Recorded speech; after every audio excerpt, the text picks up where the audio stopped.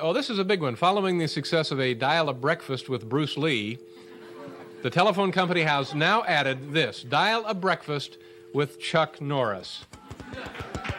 Dial-A-Breakfast with Chuck Norris. Here we go.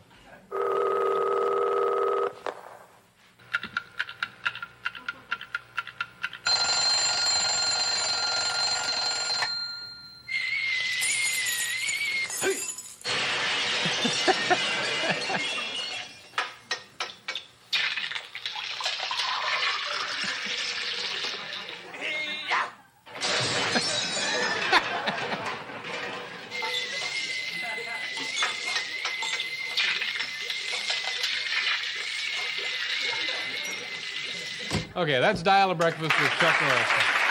This particular scene I'm doing is where I'm out with my Indian blood brother, and what we're going to do is each one of us catch a snake, and whichever snake has the most rattlers on it, the other one has to cook it. Right. Now let me interrupt again. Do the real Texas Rangers have blood brothers? No, because my character in the show, I'm half Cherokee. In real life, I am really? too. Yeah. No, in real life, you're in half real life, Cherokee? I'm half Cherokee. You know, I know a lot about you. I don't think that I knew you were half Cherokee. I'm half Cherokee and half Irish. Mm-hmm. And now, how do you know that? I say. My dad told me. Yeah. So, but how far back do we have to go to get Cherokee? Well, actually, my grandfather came over from Ireland, married a squaw off the reservation. Uh-huh. And then on my other side of the family, my grandmother was Irish, and I had grandfathers on both. Mm-hmm. And then. So your grandmother was a Cherokee.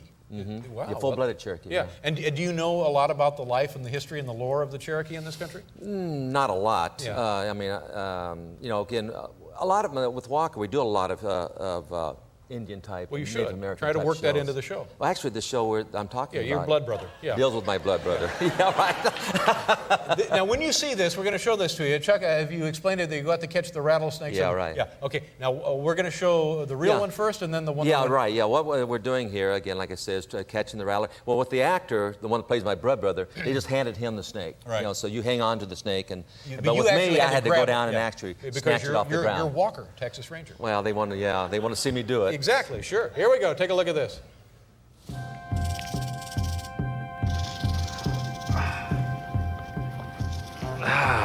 Hey there. Yeah. So now that looks fine. Yeah. So, but now we'll show you what really happened in slow motion. All right. Watch this very carefully. Slow motion. There's his hand. There's Walker's hand. The right hand. There's the snake. Yeah. There you go. Yeah. The audience is beside themselves. Yeah, he got me. Like what? You see that every day on the subway? Man, are you all right? Yeah. You know, the first time I did the take, I actually got it. You got it fine. And I picked him up, did the whole scene. Yeah. They said, okay, take two. Mm-hmm. Take two, the snake was ready. He says, try it again. Second time I tried to grab him, of course, he was waiting, came around and got me. Got you, right? Yeah. Was it very, very painful? Well, it was like 2 needles going into the hand, but it hit a vein, and blood was flying all over the place. Now, those rattlesnakes, they're deadly poisonous. Yeah, well, this one supposedly, well, it was devenomized, but after I... How do they devenomize them? What do they do? They actually cut right into inside the gums there. They take the gland out, the venom gland. The gland, and but anyway, I had to shoot about 3 more hours of the show, and then then they had to take me to the hospital to verify that. Right. When it happened, did you go back into the old karate? You're just going to get like chopped up? No, I ate the snake. Really? Actually, I don't really eat the snake, but in the scene that follows that, of course, we're sitting by a campfire. Oh, and your blood brother has played a joke, and he's cooked up the snake. And anyway, we're supposed to eat the snake. Letter number 1. Actual viewers, ladies and gentlemen, from all over the country. Here we go. Dear Dave, my friends and I thought you were wearing a little too much makeup on last Friday's show, July 24th. Was this meant to be a statement mocking the male machismo image in our society? Concerned Chris Brown, Pleasanton, California. Gee, I don't think I was mocking the male machismo image at all. In fact, Chris, that's exactly the opposite impression that I want to make. And let me show you something. Wait till you see the new movie that I'll be starring in, and I think that'll kind of satisfy your curiosity. There it is. It's the Vicious Hell Bastards, and of course it's me and Chuck Norris and Clint Eastwood. You see, we snack on danger and we dine on death.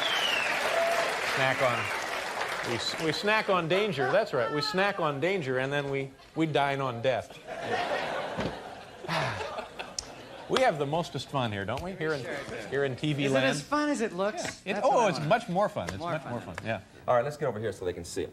Let's say anytime someone walks up to you and you feel like there's going to be a violent confrontation, you never face them straight on because all this is a very vulnerable area. So you always turn it slightly at a slight angle. So turn about right there, a slight angle right this here. Now it's a less target for him to strike at. Always keep your hands relaxed at your side, so you're ready to react. When you say relax, could you relax if that happened? I'm serious. What would you do, Frank? Would you? Frank, yeah. That's the key. You gotta. Well, we practice that too. See, what we do, our philosophy is that if someone's going to attack us, we run until he gets tired, and then we turn around and we beat him up. See, that's no, no. But actually, let's get serious here. Now, in a real situation, though, Dave, if someone does come up to you and you think there's going to be a confrontation, then you would turn at a slight angle. Okay, turn. Right. Now your hands are ready to defend or ready to attack. Okay? He's ready. So now, if I throw a punch, most people when they throw a punch, they draw back and they telegraph it. So as they do, then as I throw the punch, Dave, the first thing would do is block. That's what karate is warding off an attack by blocking right into here. As soon as he blocked, rather than drawing back like most people do by way back here, it comes right from the hip. The power comes from the hip. And it brings right here, and then the punch goes right into the stomach. Now into the solar plexus. even that hurts. But as soon as you hit him in the stomach, right into here, naturally that may knock the wind out of him, but it may not be enough to drop him to the ground. So then you would grab both of his shoulders, that one and this one here. The right foot then would come behind my right leg, right into here. Now, what you're doing is breaking his balance. Now, what I want you to do, I want you to pull down as hard as you can with the left and push with the right. Hard. Oh! There you go. Right in.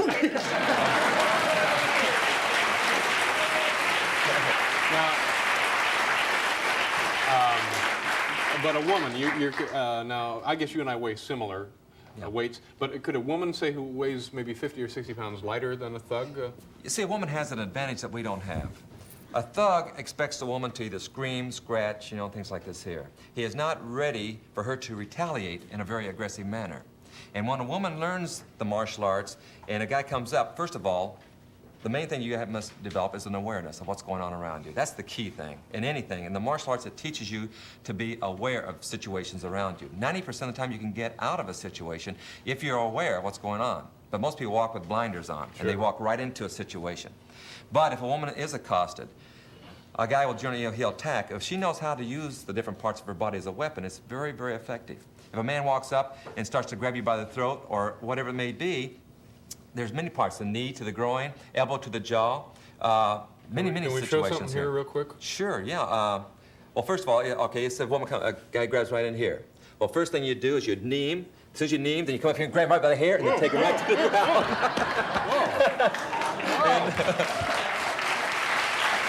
Twice that's happened. Now that's twice that's happened. I've done one of these before with a little old man, and they do that to you, and for just a fleeting second, everything gets warm and fuzzy, And you're seconds away from the twilight zone. Good heavens.